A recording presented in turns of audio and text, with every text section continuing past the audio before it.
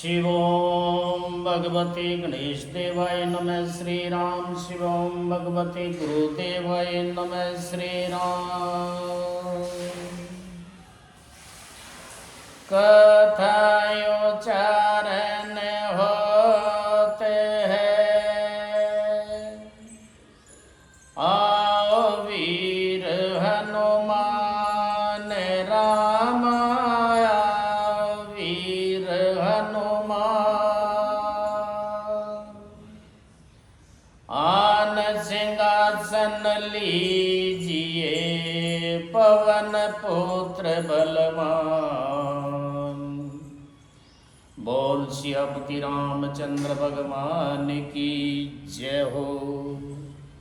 श्री बालाजी महाराज की जय हो। सतगुरुदेव भगवान की जय हो। बोलो साचे दरबार की जय हो।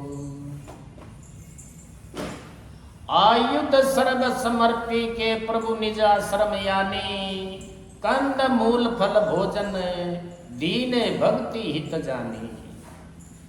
सब अस्त्र शस्त्र समर्पण करके मुनि प्रभु श्री राम जी को अपने आश्रम में ले आए और उन्हें परम हितु जान करके भक्ति पूर्वक कंद मूल और फल का भोजन कराया है। प्रातः कहा मुनि सन रघुराई, निर्भय जग करो तुम जाई। होम करन लागे मुनि जारी, आपो रहे मख की रखवारी। सवेरे श्री रघुनाथ जी ने मुनि से कहा, आप जाकर के निडर होकर के यज्ञ कीजिए। यह सुनकर के सब मुनि हवन करने लगे। आप श्री राम जी यज्ञ की रखवाली पर रहे हैं। सुनि मारे चन्ने साचर क्रोही, ले साहे दावा मुनि द्रोही। बिनु फरमान राम ते हिमारा, सत जो जन गय सागर पारा। यह समाचार सुनकर के मुनियों का शत्रु क्रोधी राक्षस मारीच अपने सैनिकों को लेकर के दौड़ा। श्री राम जी ने बिना फल वाला बाण उसको मारा, जिससे वह 100 योजन के विस्तार वाले समुद्र के पार जा गिरा है। पावक सल सुबह मुनि मारा, अनुजन साचर कट संगारा।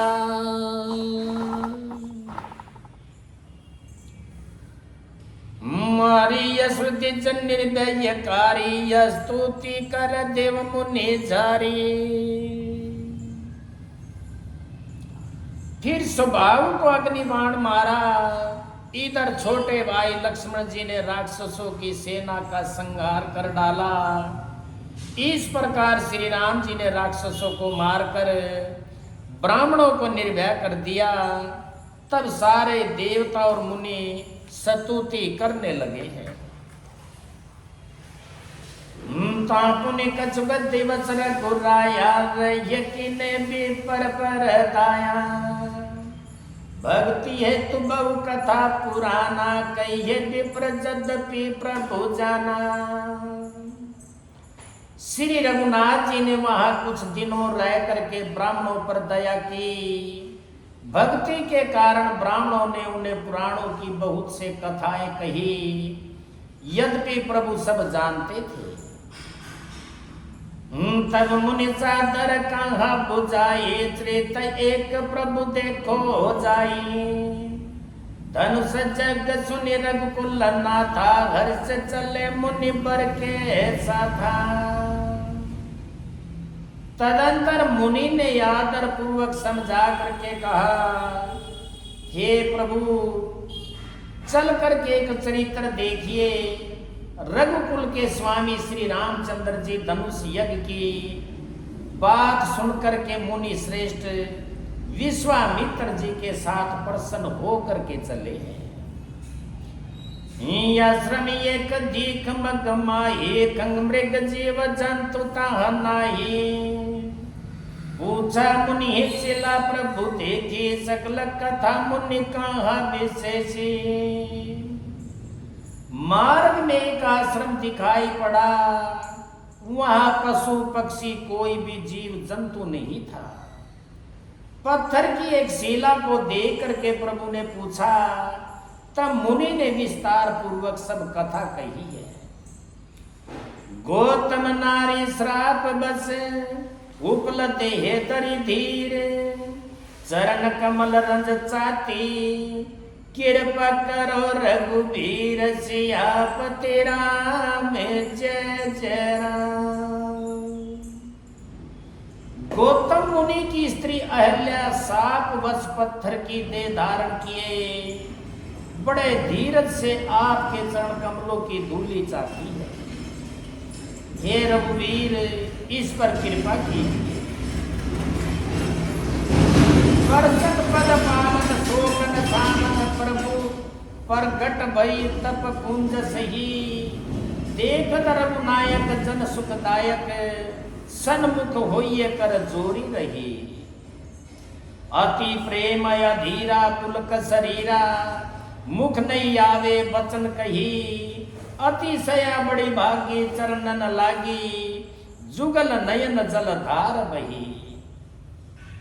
श्री राम जी के पवित्र और शोक को नाश करने वाले चरणों का स्पर्श पाते ही सचमुच वह तपो मूर्ति अहिल्या प्रकट हो गई है। भक्तों को सुख देने वाले श्री रघुनाथ जी को देख करके वह हाथ जोड़कर सामने खड़ी रही। अत्यंत प्रेम के कारण वह अधीर हो गई, उसका शरीर पुलकित हो उठा है। मुख से वचन कहने में नहीं आते थे। वह अत्यंत बड़भाग्नि अहिल्या प्रभु के चरणों से लिपट गई और उसके दोनों नेत्रों से जल प्रेम और आनंद के आंसुओं की धारा बहने लगी। धीरज मन कीना प्रभु कै चीना, रघुपति कृपा भक्ति पाई। अति निर्मल बानी स्तुति ठानी, ज्ञान गम्य जय रघुराई। मैं नारी अपावन प्रभु जग पावन, रावण रिपु जन सुखदाई। राजीव विलोचन भव भय मोचन, पई पई शरण ही आई। फिर उसने मन में धीरज धर करके प्रभु को पहचाना और श्री रघुनाथ जी की कृपा से भक्ति प्राप्त की है। तब अत्यंत निर्मल वाणी से उसने इस प्रकार स्तुति प्रारंभ की। हे ज्ञान से जानने योग्य श्री रघुनाथ जी, आपकी जय हो। मैं सहज ही अपवित्र स्त्री हूँ और हे प्रभु, आप जगत को पवित्र करने वाले हैं, भक्तों को सुख देने वाले हैं और रावण के शत्रु हैं। एक कमल नयन हे संसार जन्म मृत्यु के भय से छुड़ाने वाले, मैं आपकी शरण आई हूँ। मेरी रक्षा कीजिए, मेरी रक्षा कीजिए। मुनि श्राप जो दीना, अति बल कीना, परम अनुग्रह मैं माना। देखूं भरी लोचन हरि भव मोचन, इहाँ लाभ शंकर जाना। बिनती प्रभु मोरी मैं मति भोरी, नाथ न मांगू बर आना। पद कमल परागा रस अनुरागा, मम मन मधुप करे ये पाना। मुनि ने जो मुझे श्राप दिया सो बहुत ही अच्छा किया। मैं उसे अत्यंत अनुग्रह मानती हूँ कि जिसके कारण मैंने संसार से छुड़ाने वाले श्री हरि आपको नेत्र भर करके देखा है। इसी आपके दर्शन को शंकर जी सबसे बड़ा लाभ समझते हैं। ए प्रभु, मैं बुद्धि की बड़ी भोली हूँ, मेरी एक विनती है। ए नाथ, मैं और कोई वर नहीं मांगती, केवल यही चाहती हूँ कि मेरा मन रूपी भोरा आपके चरण कमल की रंज के प्रेम रूपी रस का सदा पान करता रहे। जय पद जय पद श्रीता परम पुनीता प्रगट भई शिव शीस धरी सोई पद पंकज जही पूजत अज मम सिर धरे कृपाल हरि एही भक्ति सिधारी गौतम नारी बार बार हरि चरणन परी जो अति मन भावा सो बरु पावा गए पति लोक आनंद भरी जिन चरणों से परम पवित्र देव नदी गंगा जी प्रकट हुई है, जिन्हें शिवजी जी ने सिर पर धारण किया और जिन चरण कमलों को ब्रह्मा जी पूजते हैं, कृपालु हरि आपने उन्हीं को मेरे सिर पर रखा। इस प्रकार स्तुति करती हुई बार बार भगवान के चरणों में गिरकर जो मन को बहुत ही अच्छा लगा, उस वर को पाकर गौतम की स्त्री अहिल्या आनंद में भरी हुई पति लोक को चली गई है। अस प्रभु दीन बंधु हरि कारण रहित दयाल तुलसीदास सटते ही भजो छाड़ी कपट जंजाल। प्रभु श्री रामचंद्र जी ऐसे दीन बंधु और बिना ही कारण दया करने वाले हैं। तुलसीदास जी कहते हैं, हे सठ मन तू कपट जंजाल छोड़ करके उन्हीं का भजन कर।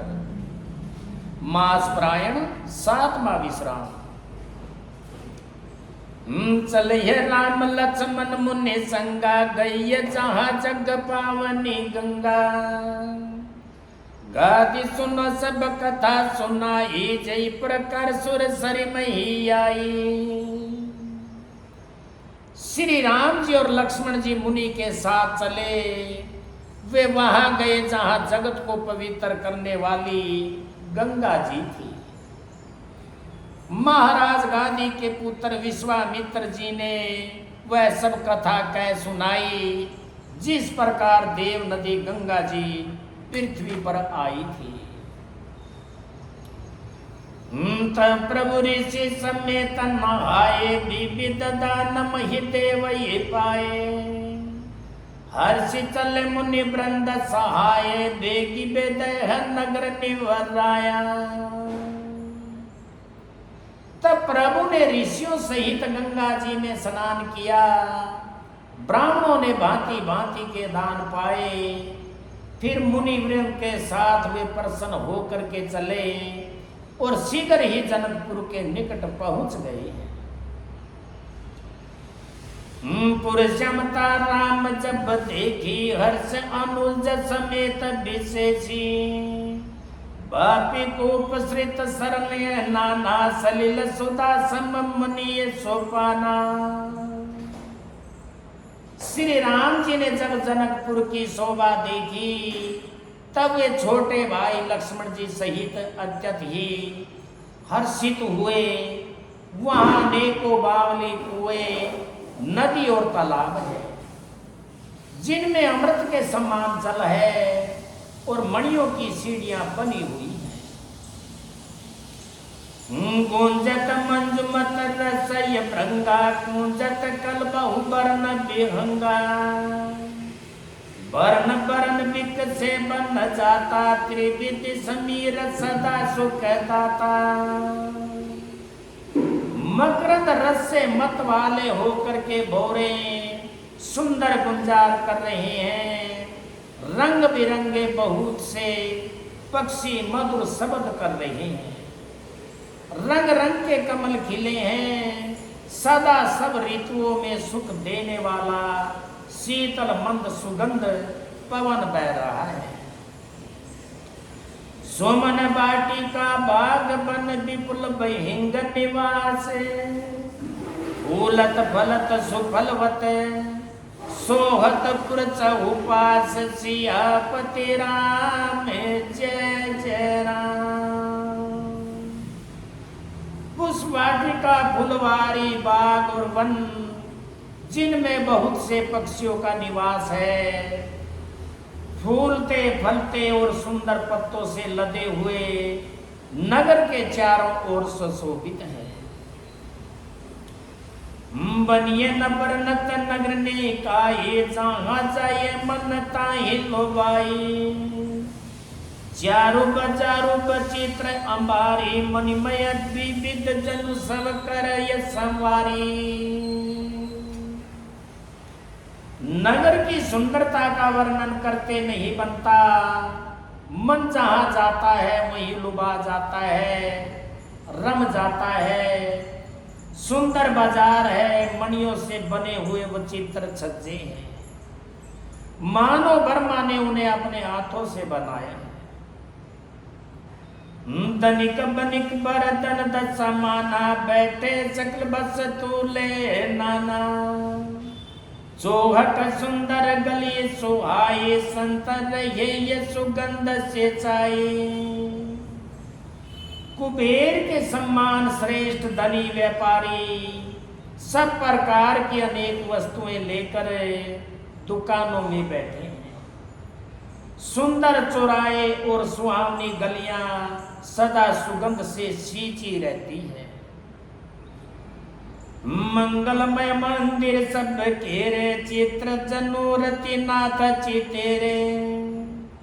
पुर नर नारी सुभंग सुचि संता, धर्मशील ज्ञान गुणवंता।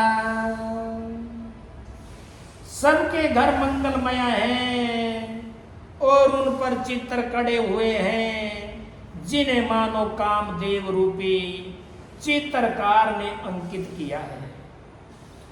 नगर के सभी स्त्री पुरुष सुंदर पवित्र साधु संभाव वाले, धर्मात्मा ज्ञानी और गुणवान है।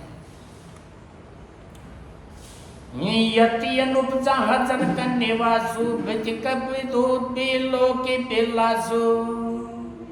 होत चकित कोट बिलोके, सकल भवन शोभा जनु रोकी।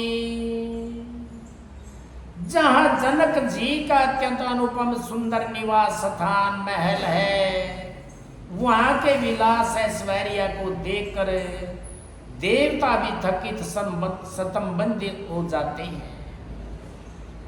मनुष्यों की तो बात ही क्या, कोट राजमहल के परकोटे को देखकर चित चकित हो जाता है। ऐसा मालूम होता है मानो उसने समस्त लोगों की शोभा को रोक घेर रखा है।